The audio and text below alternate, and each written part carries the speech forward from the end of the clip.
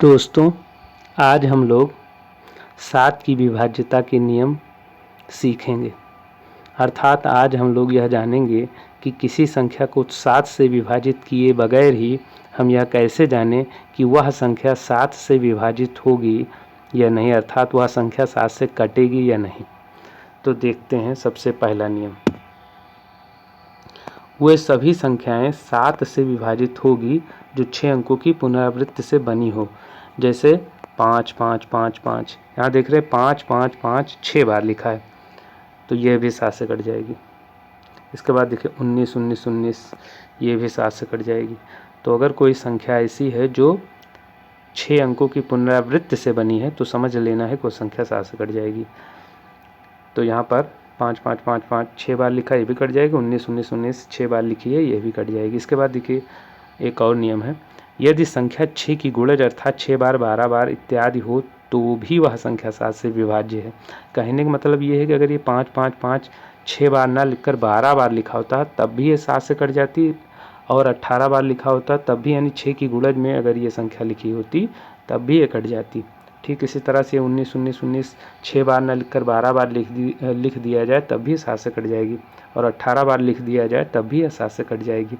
ठीक इसी तरह से एक नियम और है, देखते हैं। यदि 2 अंकों की संख्या की पुनरावृत्ति 3 बार हो तो वह संख्या 7 के अलावा 13 और 37 से भी विभाज्य होगी। कहने का मतलब ये है कि अगर कोई संख्या 2 अंक की है और उसकी पुनरावृत्ति 3 बार हुई है तो वह 7 से तो कटेगी ही कटेगी, साथ ही साथ 13 और 37 से भी कटेगी।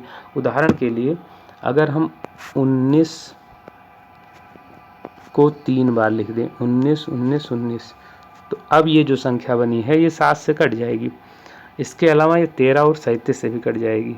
तो यही दूसरा नियम है कि कोई भी संख्या 2 अंक की संख्या अगर उसकी पुनरावृत्ति 3 बार हुई है तो वह 7 के अलावा 13 और 37 से भी कट जाएगी। चलिए इसके बाद एक बहुत ही सरल नियम देखते हैं। देखिए अगर कोई संख्या है, मान लेते हैं एक संख्या लेते हैं 343, 343। तो जो भी संख्या है उस संख्या की इकाई के अंक को हटा दीजिए। 3 को हटा दिया, अब 3 को हटा करके 3 का डबल कर दीजिए, 3 दूनी 6, और 6 को बची हुई संख्या से घटा दीजिए। हमने घटा दिया तो घटाने पर ये मिला हमको 28। तो देखिए ये जो 28 मिला है, इससे ये 28, अब हम जानते हैं कि 28 7 से कट जाएगी। हम जानते हैं कि जो है 28 संख्या 7 से कट जाती है। तो अब चूँकि 28 7 से कट जाती है इसलिए 343 पूरा कट जाएगी। कहने का मतलब ये है कि कोई भी संख्या लेंगे उसके इकाई के अंक को हटा देंगे, उसका दूना करेंगे, दूना करके बची हुई संख्या से घटा देंगे। घटाने के बाद जो भी मिलेगा उसको देखेंगे, अगर वो 7 से कट जा रही है तो फिर संख्या कट जाएगी, कोई संदेह नहीं है। जैसे एक और उदाहरण लेते हैं हम लोग, जैसे मान लीजिए हम लोग लेते हैं 1728।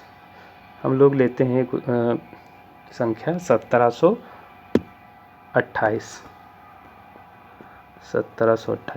अब 1728 में 8 का दूना, 8 को पहले हटा देंगे, हटा दिया, 8 का दूना 16, 16 को 1728 में से माइनस कर दीजिए। फिर माइनस करने पर ये आएगा 6, और ये 6 में से गया 5, 156।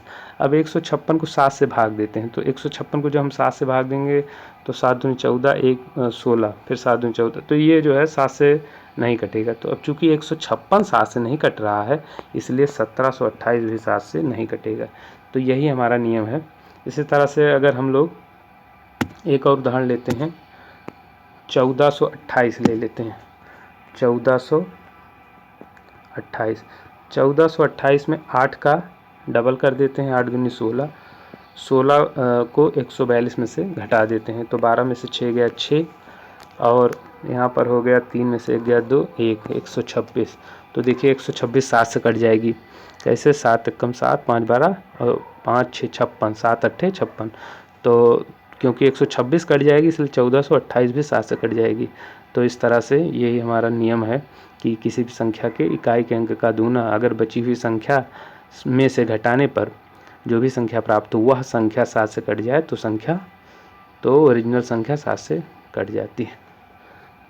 तो यहीं पर हमारा वीडियो समाप्त होता है।